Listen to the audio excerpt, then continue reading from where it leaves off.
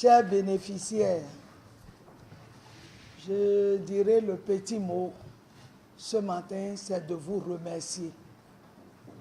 Je dis sincèrement merci. Je suis rassuré depuis un certain temps que mon objectif est atteint. Après environ 14 mois de pratique de cet exercice, l'accompagnement tend officiellement vers sa fin et il y a lieu de procéder à l'évaluation finale et à sa clôture. Évaluer un peu notre processus de coaching, les moments forts, qu'est-ce qui a marché, qu'est-ce qui n'a pas marché et qu'est-ce qu'il faut rehausser. Nous allons évaluer qu'est-ce que ça a apporté, qu'est-ce que concrètement, comment ça s'est passé, qu'est-ce que ça a apporté, quelles sont les leçons que nous pourrions tirer de la manière dont ça s'est déroulé et les recommandations pour qu'éventuellement, pour améliorer lors des processus futurs, si l'occasion devrait permettre d'en avoir d'autres.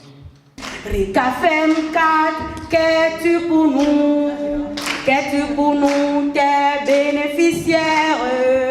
RICAFEM 4, tu es un éclaireur qui nous apporte la lumière. Le projet RICAFEM 4 a apporté une grande lumière dans ma vie. À travers les quelques débats que j'ai eu à mener avec mes coachs, ça a changé beaucoup de choses dans ma vie. Aujourd'hui, je n'ai plus de problème, tout simplement parce que j'ai banni le mot jalousie. Nelly Dodjino. Je suis une femme des médias. Je suis journaliste, analyste politique à Radio Soleil FM. Donc, la présence dans les médias fait partie de mon métier. Prendre la parole fait partie de mon métier. C'est que sur Radio Soleil FM, je suis pratiquement la seule journaliste politique qui fait débat politique. Parce que j'ai renforcé mes capacités et j'ai pris l'élan de, non seulement de représenter la femme sur un plateau de débat politique, mais mon engagement en tant que politique, quoi qu'on dise dans ma vie professionnelle, mes prises de décision, il y a toujours une petite dose de militantisme parce qu'on a besoin des femmes comme toi. Je suis Nadège Bignon Anago. Je suis bénéficiaire du programme RICAFEM 4. J'ai appris énormément, j'ai appris surtout à gérer mon humeur dans un projet. J'ai appris à anticiper sur les difficultés. J'ai appris à valoriser l'autre dans un projet comme étant une compétence. J'ai appris qu'en fait, si on dit qu'il y a de richesse que d'hommes, c'est parce qu'on met l'autre en valeur qu'il peut vous donner le maximum de lui-même. Pour être leader au Bénin, comme vous le savez, il faut avoir une bonne assise professionnelle. Il faut avoir un peu de moyens. À des moments donnés, mes moyens sont insuffisants pour répondre aux besoins de mes collaborateurs et entretenir ma base politique. Je militais pour l'ascension des autres. Mais dorénavant, je me dis que moi-même, je serai candidate et je vais travailler pour moi-même. Un sincère merci à mes coachs. Quand j'ai commencé par mettre des actions en pratique dans la commune, les coups de fil, je vous dis, il n'y a pas ce jour. Nous voulons que tu restes avec nous. J'ai dit non. Rivonga nous a permis de travailler pour nous-mêmes. Quand on veut se lancer en politique et que les personnes que vous avez en face remarquent que vous avez du surpoids, c'est souvent pris comme une négligence personnelle. C'est comme si vous n'avez pas pris soin de vous. Donc j'ai décidé de prendre du poids pour me sentir, de perdre du poids pour me sentir plus en confiance. Donc c'était mon premier objectif, m'affiner. Pour faire de la politique, il faut être disponible. Et quand on travaille dans une entreprise qui ne vous appartient pas, c'est très difficile de pouvoir s'impliquer sur le plan politique. J'ai donc proposé de créer ma propre entreprise, de rédiger un plan d'affaires et de suivre. Le projet personnel que j'ai mis en œuvre grâce au consortium m'a beaucoup aidé dans ce sens. J'ai pris conscience de mes atouts. Je me sens beaucoup plus en confiance aujourd'hui et je connais mes points d'amélioration, j'y travaille chaque jour. Todjino Degeno Agathe Gema, épouse à Foutou. Je suis très contente parce que je suis changée. Je suis devenue une nouvelle personne. Je me connais mieux. Il m'a donné l'affirmation de soi. Je m'affirme mieux parce que n'importe où que je sois, je peux prendre la parole, dire tout ce que je pense, pouvoir sortir de moi. J'étais partie vice-présidente du mouvement MJ16. Après cela, on est allé dans la coalition Bénin en route. Et comme la politique n'est jamais statique, aujourd'hui, je suis devenu membre fondateur de l'Union progressiste. Ici, c'est Hermine Rodonou, épouse Savi. Je suis ingénieure fiscale, je suis juriste en droit des affaires et actuellement doctorante en droit privé fondamental. J'ai toujours dit que le programme RECAFEM, si ce programme n'existait pas, il fallait le créer. Ce projet piloté par Rifonga et WANEP est venu à point nommé dans ma vie. RECAFEM est venu réveiller en moi ce qui sommeillait. Et il s'agit de quoi? Du dévouement, du dynamisme que j'ai pour la chose politique depuis que ce programme a commencé. Et je me suis sentie modelée et bien forgée par les différents modules de formation que j'ai reçus.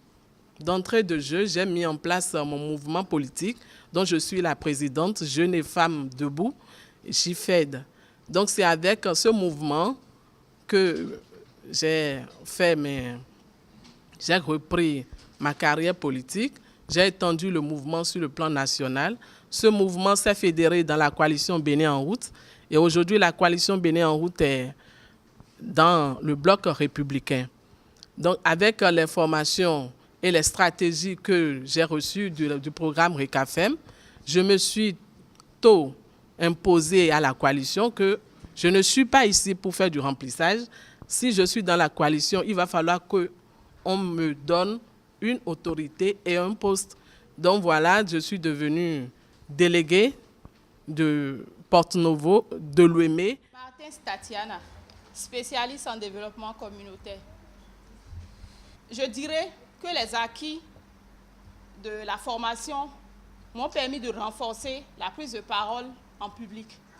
Ça somnolait en moi, je le faisais cette activité, mais j'ai eu un obstacle que j'ai eu l'opportunité de surmonter ici avec les acquis de la formation. On a eu à faire une formation dans laquelle il a été bien détaillé les obstacles à la communication, les bruits et beaucoup de choses. Quand une personne interjette ou bien tout ça là. Maintenant, j'ai pris mienne cette formation-là que j'ai été exploitée sur le terrain.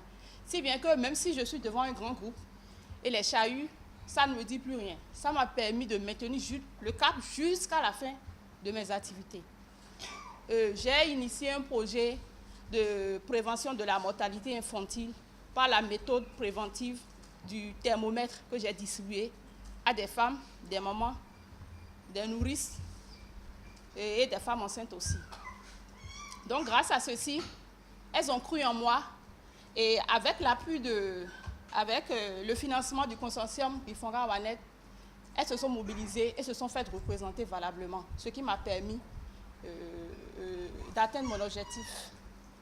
Par rapport aux recommandations, j'aurais souhaité aussi, comme mes pères qui m'ont précédé, qu'après ce projet, s'il y a d'autres thématiques, que le consortium Rifonga WANEP ne nous oublie pas.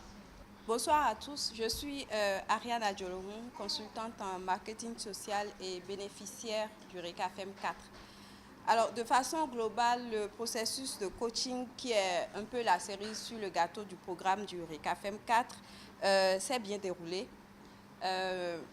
Au niveau de mes relations avec la coach éthique, il faut dire que nous étions surtout en contact par téléphone et j'ai remarqué qu'elle me suivait énormément sur les réseaux sociaux et j'ai eu la surprise de la voir sur certaines de mes sorties médiatiques alors que je ne l'avais pas avertie. Donc, ça veut dire qu'elle me suivait assez bien. J'ai reçu beaucoup de conseils de sa part sur le plan de l'avancée politique.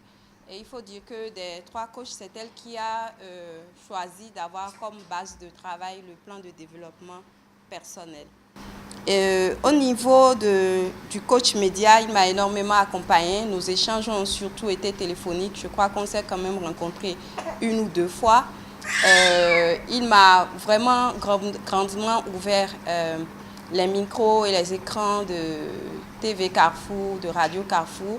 Et ça a permis à d'autres médias de suivre un peu mes sorties et de m'inviter, comme la télévision nationale de l'ORTB, la radio nationale. Au niveau des relations avec ma coach éthique, l'accompagnement était téléphonique, mais aussi physique, parce que nous nous rencontrions régulièrement aux réunions de notre cellule politique de base. Il faut dire qu'il y avait 12 activités au total répertoriées dans mon plan de développement personnel. J'ai réussi à mener environ 10 de ces activités-là, ce qui nous donne un taux d'exécution de 83,33%. J'ai plus confiance dans mes capacités politiques et j'ai plus de preuves. J'ai eu des preuves concrètes de ma capacité à impacter mon environnement. Ma cote de popularité a aussi énormément augmenté, notamment au travers de des sorties médiatiques, parce que les médias et surtout Royal FM m'ont invité pour me prononcer sur des dates clés de l'agenda, comme la journée des droits de l'enfant, la journée de la femme africaine, etc., etc., la journée de la jeune fille. Donc, c'était des occasions pour moi, chaque fois, de me positionner par rapport à mon rôle dans la société.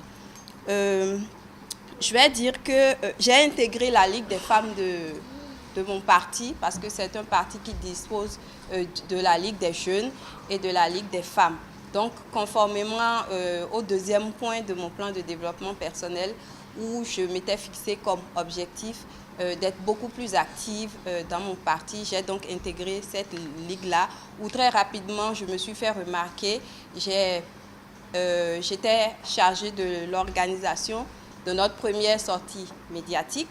Et par la suite, malgré la distance, on m'a beaucoup sollicité pour participer à distance à des organisations. C'est vrai que je n'arrivais pas à me rendre tout le temps aux réunions à cause de la distance. Et moi, je pensais le faire aussi de façon inaperçue, mais les leaders se sont rendus compte que je me déplaçais jusqu'à Cotonou pour suivre les réunions. Et ils ont tenu une fois à se déplacer et à me féliciter, à me demander de continuer comme ça et de les solliciter au cas où le déplacement me dérangerait. Donc, c'est vous dire que ma connaissance en matière de stratégie politique s'est énormément accrue.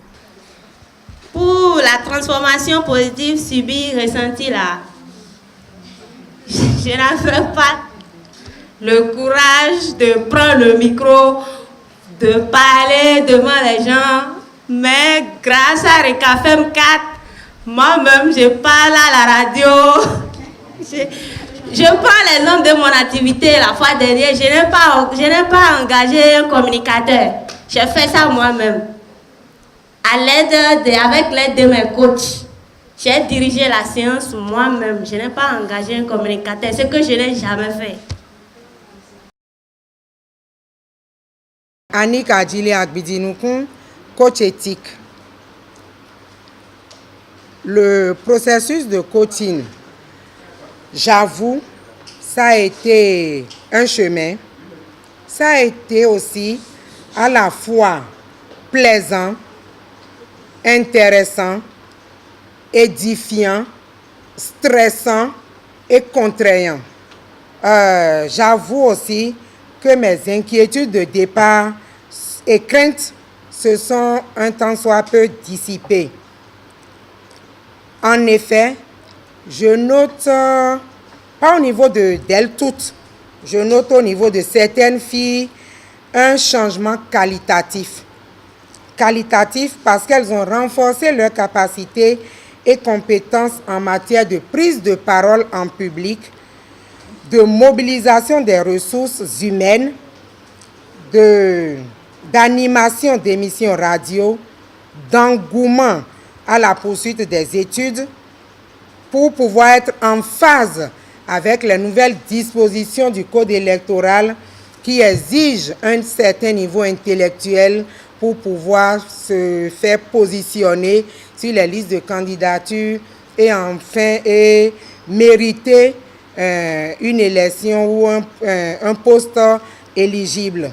Et surtout de grâce à bien conserver la dignité féminine en militant dans les partis politiques. Merci. Je remercie aussi les coachs politiques, coachs médias et consorts.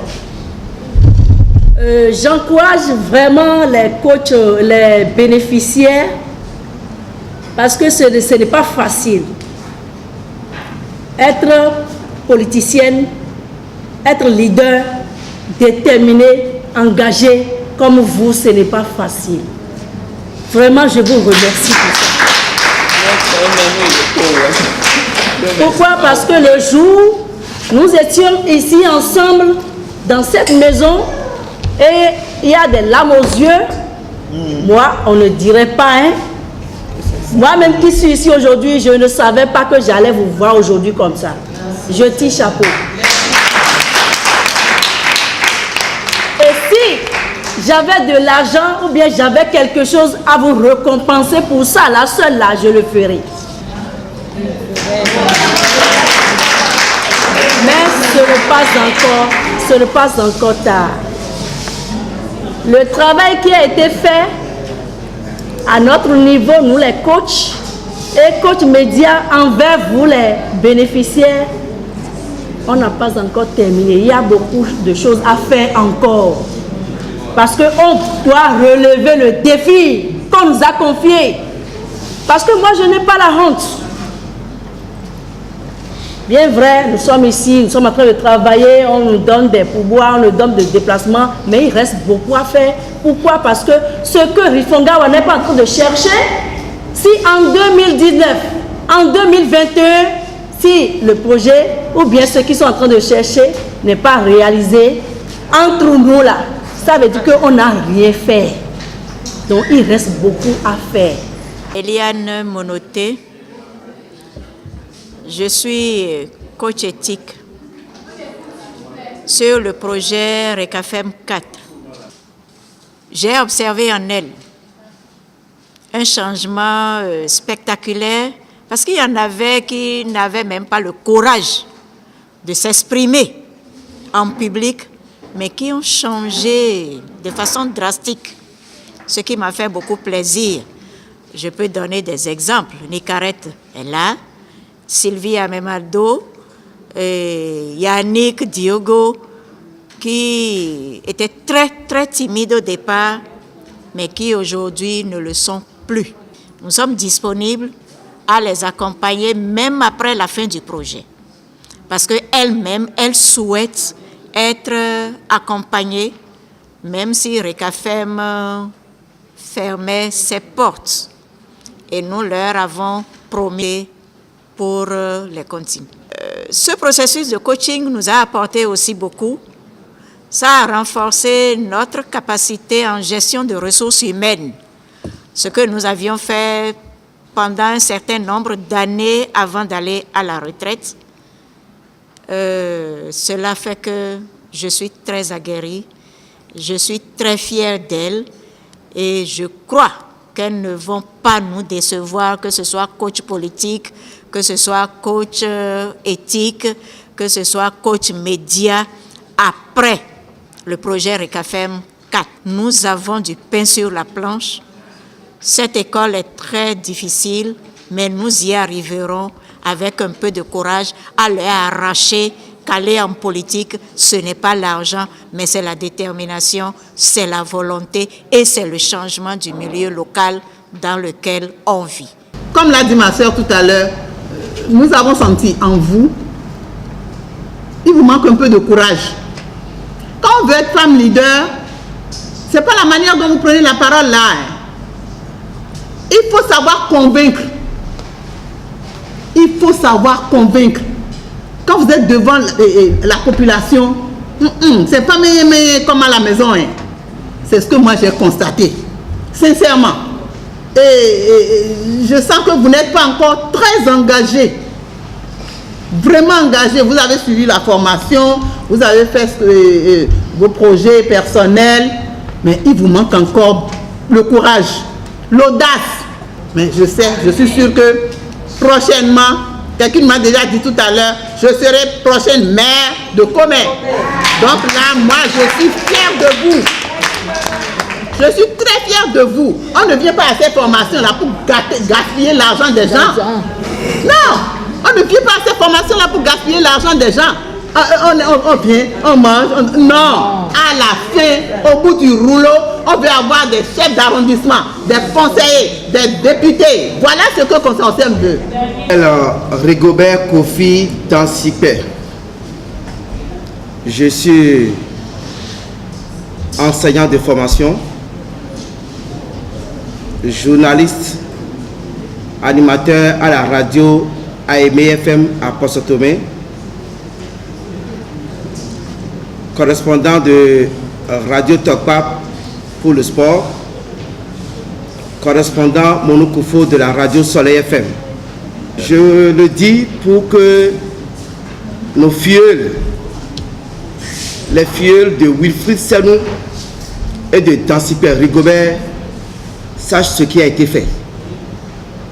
Je voudrais remercier, comme tous les autres coachs, l'initiative. Et je plaide également, pour que le produit fini soit vraiment sorti avant qu'on ne lâche. Moi, j'ai travaillé avec des filles qui, pour la plupart, m'ont émerveillé. Et je suis prêt, même en dehors du cadre du consortium, à continuer avec eux. Aussi prêt. Il y en a que je ne connais pas, qui sont avec Wilfried. Je ne sais ici, j'ai connu une certaine comment, et après la coupe, qui est encore Nathalie, Coucou, Tadegno, Anne-Marie, je la connais déjà, c'est une soeur. Donc, il y a certaines qui ne sont pas avec moi, mais que j'ai eu à publier.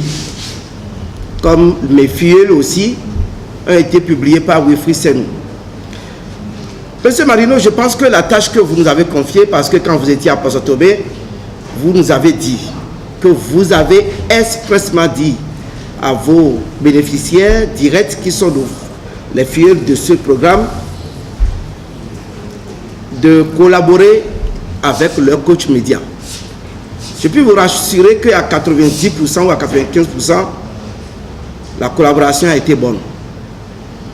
Nous avons, avec les mêmes ressources, collaboré avec nos confrères pour que la visibilité, qui pour moi est l'objectif même de ce qui a été fait, ce n'est pas de rassembler les gens, de préparer à manger, à donner à manger aux gens. Ce n'est pas de ça il s'agit. Et j'ai été heureux de constater que dans le groupe, il y en a qui ont mis l'accent sur la visibilité. C'est de ça qu'il s'agit, mes chers sœurs. Vous ne pouvez pas faire la politique si on ne vous connaît pas. Et cette visibilité passe par la communication. Ce n'est pas de l'information. Mais quand on vous parle de la communication a un coût. La communication a un coût. Demandez aux gens, on va vous dire, la communication, ce n'est pas de l'information. Ça a un coût. Si vous ne savez pas, il y en a parmi vous qui savent, qui ont reconnu à sa juste valeur ce qui a été fait. Et quand on vous a envoyé pour faire une émission, certains ont vu comment on a préparé l'émission. C'est une question de temps perdu. Pour moi, coach, si j'en suis arrivé là, c'est parce que d'abord, comme les coachs, mes éthiques et l'autre politique l'ont dit, une question de dignité parce que j'ai accepté. C'est du bénévolat, M. Marino l'a dit, il a rappelé à la presse. Mais c'est une question de dignité pour nous. Parce qu'on a accepté. Mais nous ne ferons pas le sacrifice jusqu'à nous sacrifier nous-mêmes. Vous ne pouvez pas disons, choisir de vous lancer sur le terrain politique et vous engager dans le même temps dans un bras de fer avec la presse. Je suis plus avec un grand nombre de personnes parmi vous. Pour le petit conseil que je vous donne, ça ne vous arrangera pas. Ça là, intégrez ça dans vos habitudes. Si vous engagez dans un bras de fer avec la presse, vous allez tomber. Ça là, soyez sûr. Et si c'est un défi que vous nous lancez, je crois que nous sommes là pour voir la fin. Moi, franchement, j'ai fait ce que je dois faire avec l'ensemble des 7 qui sont déjà passés, ou qui ont déjà exécuté leurs activités. En dehors de Rachel, non pas Rachel, en dehors de Edwige, c'est ça, non?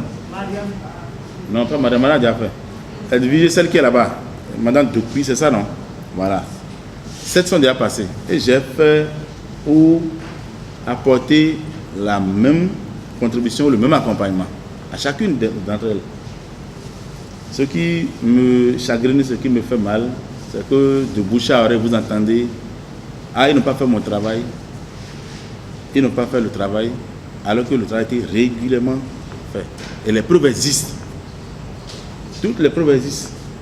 Les audios, les coupons de presse, les CD des émissions, tout existe. Dans l'ensemble, pour ma part, tout s'est bien passé, en dehors donc de ces couacs-là. Tout s'est très bien passé. J'ai tous les éléments que je peux fournir à récapituler que tout s'est bien passé. Dans ce processus où elles ont bénéficié d'une assistance rapprochée, de formations diverses et de rencontres avec différents acteurs, qu'il y a eu de la construction de personnalités, qu'il y a eu de la reconstruction même, qu'il y a eu des rabotages divers pour redresser ce qui était un peu tordu ou ce qui était un peu inapproprié dans la démarche et dans la marche vers l'objectif attendu ou désiré. Globalement, elles ont plus de confiance en elles-mêmes. Et je crois que c'est surtout l'essentiel en politique. Elles ont cette capacité à affronter les obstacles. Et Dieu seul sait qu'il en a en politique et déjà les hommes ne s'en sortaient pas. Donc pour les femmes, c'est encore plus difficile. Nous avions eu des filles assez comme des bulldozers qui nous faisaient face. Et il fallait avoir beaucoup de tempérance pour pouvoir les cocher. Parce que c'était déjà des femmes aguerries, mais qui n'étaient pas vraiment outillées dans le cadre du processus de politique et d'un certain nombre de choses qu'il fallait les accompagner. Mais dans le cadre éthique, il fallait leur dire beaucoup de choses. Il fallait à des moments leur tirer des robes, parfois. Il fallait leur tirer parfois des tenues pour qu'elles améliorent leur visibilité. Et ça, j'ai aimé cela chez certaines filles parce que au départ, elles m'ont dit, maman, par exemple, il y a des filles qui m'ont dit, moi, je ne suis pas humble. Aidez-moi à être réellement humble. Et ça, c'était un travail de coaching direct qu'il fallait faire vers cette filleule. Il y a d'autres qui étaient vraiment impulsives. Il fallait toujours avoir du caractère et développer encore un certain nombre de caractères pour les coacher. Je remercie particulièrement la brave dame, notre présidente, Maman Léontine. Parce que je sais que c'est à cause d'elle que nous sommes là. C'est à cause d'elle. Moi, je la remercie particulièrement. Maintenant, pour mes appréciations, moi, je remercie les filles là, les filles qui sont devant moi. Mes appréciations, je vois déjà les députés devant moi. Je vois déjà les conseillères communales devant moi. Parce qu'en les écoutant tout à l'heure, j'ai vu qu'elles sont déjà parties. Et je souhaiterais que nous, oui, j'ai presque fini, que nous, coachs politiques, il faut que nous aussi, que le réseau pense à nous pour nous accompagner aussi. Nous avons besoin aussi d'être formés et d'être accompagnés financièrement. Merci. Compte tenu du nombre que nous sommes, je vais prendre la parole au nom de la délégation qui a visité l'activité. Vous avez une délégation des membres du comité de pilotage du programme RECAFEM. Le comité de pilotage, c'est un organe de gouvernance du programme. Ce creuset comprend tous les partenaires de mise en œuvre du programme, mais aussi des partenaires stratégiques. Des partenaires stratégiques tels que le ministère des Affaires sociales et de la microfinance qui préside ce comité au niveau national.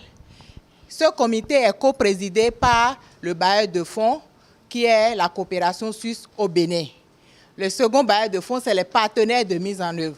Tous les consortia et partenaires qui mettent en œuvre le programme contribuent financièrement à ce programme. CARE International accompagne techniquement et financièrement la mise en œuvre. Donc, c'est dans le cadre de la deuxième session du comité de pilotage au titre de l'année 2018 que nous sommes ici à Porto-Novo. Tout à l'heure, nous étions à Koutongbe et nous avons visité l'activité d'un centre de promotion sociale sur les questions de violence basées sur le genre. Donc, c'est la deuxième visite qui est cette activité. Et tout à l'heure, nous allons nous retirer pour aller vraiment tenir la session du comité de pilotage. Mais nous ne pouvons pas nous retirer sans vous dire un grand bravo. Un grand bravo pour tous ces témoignages très édifiants que nous avons entendus ici. Nous avons vu, les résultats sont là. Nous avons aussi appris des difficultés. Il y a des difficultés prévisibles que nous avons déjà anticipées, telles que le rapprochement des participantes aux coachs. C'est prévisible. Tout à l'heure, vous avez entendu, il y a des coachs qui se sont retrouvés avec 10 participantes. Donc, c'est dans l'ajustement que nous sommes aussi venus à là. Nous avons appris des leçons très inspiratives pour les interventions futures. Tout ce que vous avez dit, vraiment, est tombé dans des oreilles des personnes très indiquées ici, que je vais leur laisser la parole tout à l'heure et ils vont dire leurs impressions de cette activité que nous avons suivie. Mais je ne vais pas laisser le micro sans dire vraiment félicitations aux participantes qui ont participé à tout le programme, qui ont vraiment développé les différents outils de coaching et qui sont très engagés. Nous vous souhaitons beaucoup de courage et le bonheur est déjà à vous. Je voudrais dire un grand merci en tant que mandataire du programme, un grand merci pour tous les coachs qui ont accompagné le processus. Nous savons qu'il n'y a pas eu de moyens qui sont mis à votre disposition, mais vous avez fait preuve de sacrifice et vous avez consacré votre temps pour accompagner vraiment les participants. Vous avez semé dans des vies et vous serez fiers de voir les retombées plus tard. Que Dieu vous bénisse. Pour nous, le genre fait partie de la gouvernance, de la bonne gouvernance.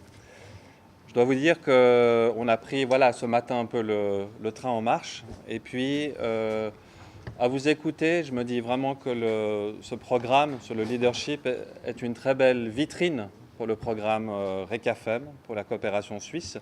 Je dis très belle vitrine parce qu'on voit déjà des résultats. On voit des beaux résultats à vous écouter, les bénéficiaires.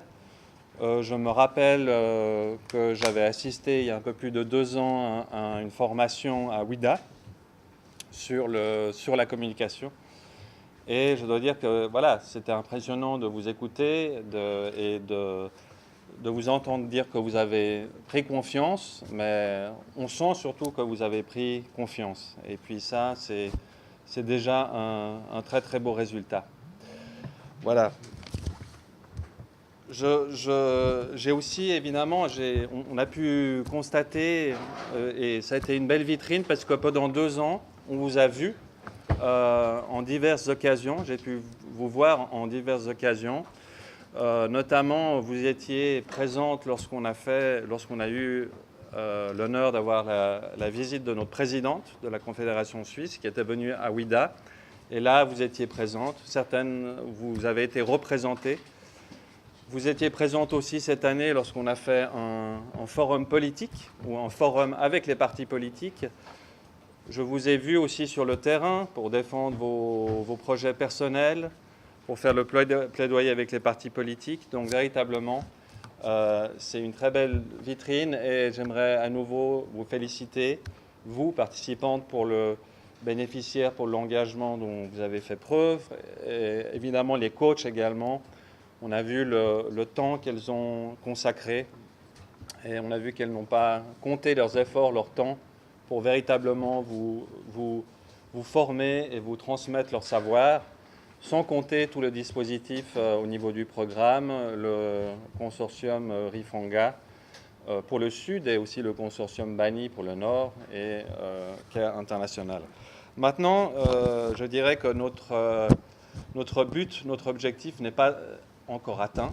Notre objectif sera seulement atteint lorsqu'on sentira véritablement des effets. Et c'est quoi ces effets? D'abord, c'est voir les femmes, vous, au niveau économique, occuper des positions d'importance, tant dans l'administration que dans le secteur privé.